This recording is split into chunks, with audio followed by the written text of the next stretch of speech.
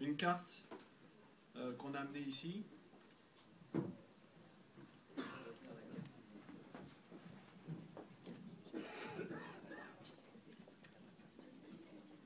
Ça permet d'illustrer exactement ce dont le classique parle.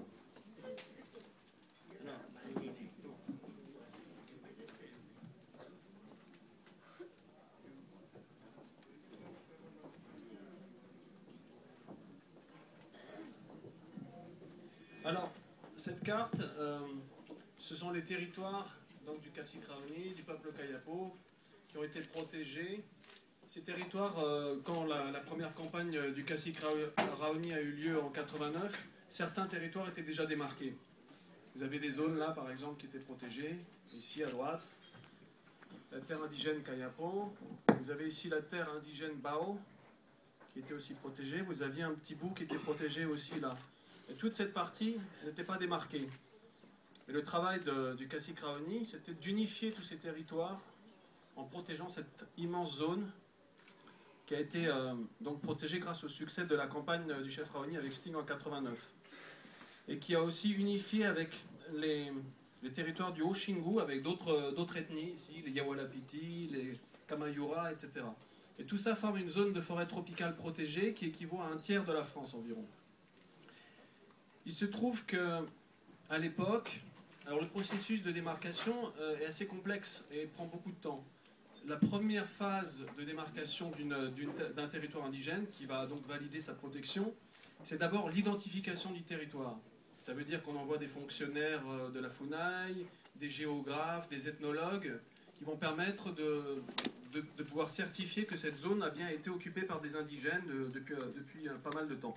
Et donc l'identification de cette partie de territoire n'avait pas été faite à l'époque et n'a pas pu être incluse lors de la grande démarcation qui a eu lieu grâce à la campagne réalisée en 89. Et donc il manquait toute cette partie-là, qui est une partie absolument cruciale pour les Kayapo et pour le Cacique Raoni en particulier. C'est une zone où il est né, où sont enterrés ses ancêtres, son père, sa mère, etc. Non seulement ceci, mais outre le fait qu'il y ait des cimetières Kayapo là-bas, il y a surtout un accès au fleuve qui permet aux gens de rentrer. Vous voyez, cette zone n'étant pas protégée, les envahisseurs de tous bords peuvent arriver directement au fleuve et donc rentrer dans les territoires indigènes, faire des mines d'or sauvages, tenter d'installer des fazendas, donc des fermes dans la région. Il faut savoir que cette carte vous montre des taches rouges, c'est la déforestation. À l'époque où le Cacique Raoni a fait sa campagne, il n'y avait aucune déforestation dans la région. C'était un îlot assez...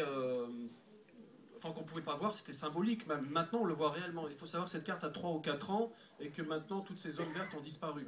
Ça s'arrête vraiment au parc, là. Tout ça aussi est détruit. Donc là, on réalise vraiment le travail du Cacique Raoni qui a réussi à protéger cette zone de forêt. Ça fait un peu la forme d'un champignon. Enfin, tout ça pour vous dire que cette zone est absolument cruciale, qu'elle est envahie de tous bords. Il y a maintenant des fermes qui sont là, des installations de mines d'or, etc., et que les Kayapo sont extrêmement tendus, parce que bon, sont quand même leur territoire, et qui veulent faire un projet, ils ont un projet bien précis pour pouvoir endiguer ces invasions, c'est d'installer un village dans cette région-là, pour pouvoir bloquer l'accès au fleuve et bloquer les envahisseurs. Parce que quoi qu'il en soit, même si le processus de démarcation a enfin démarré, puisqu'ils ont fait une demande d'identification du territoire juste après la campagne avec Sting, ça a pris plus de 18 ans à réactiver les choses. Donc là, c'est en train de bouger de nouveau au Brésil, parce qu'il y a eu un procès récemment où la FUNAI a été... on a ordonné à la FUNAI de relancer le processus. Donc là, ils sont venus récemment, mais ça va prendre de toute façon 2-3 ans. Et pendant ce temps-là, les invasions continuent.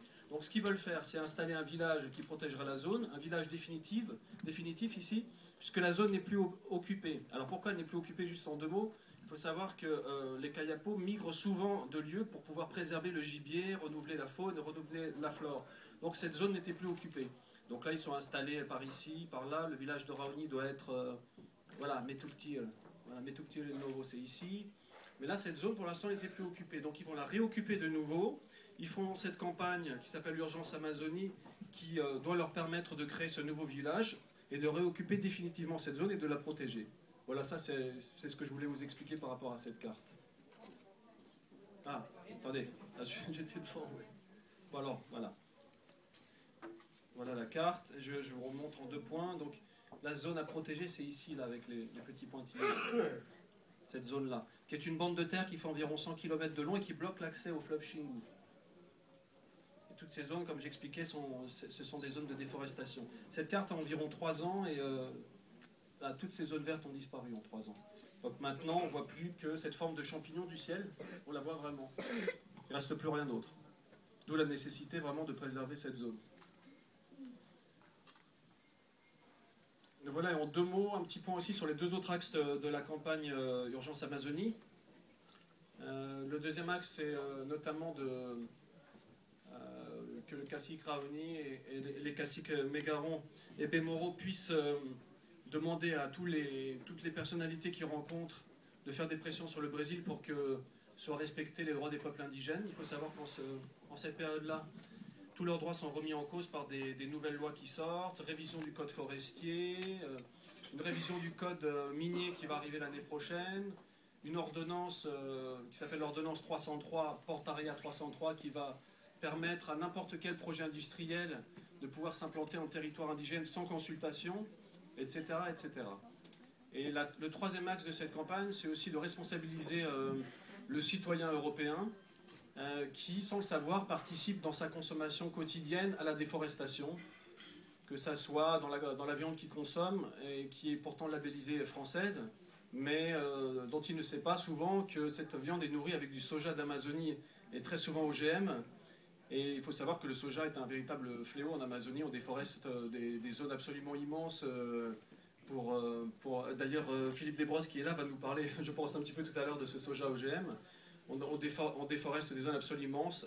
Il y a du bétail aussi amazonien qui permet aussi de fabriquer du cuir pour nos chaussures. Il y a aussi du bois qui vient d'Amazonie. On sait qu'il y a environ 40% du bois qui arrive en Europe qui est d'importation illégale. Donc si vous voulez, il y a beaucoup de choses à faire à notre niveau en tant que citoyen sur la vigilance qu'on doit avoir sur les produits qu'on achète.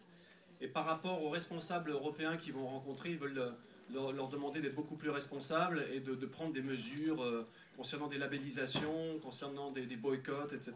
Ce sont des choses qui seront détaillées prochainement sur le site raoni.com.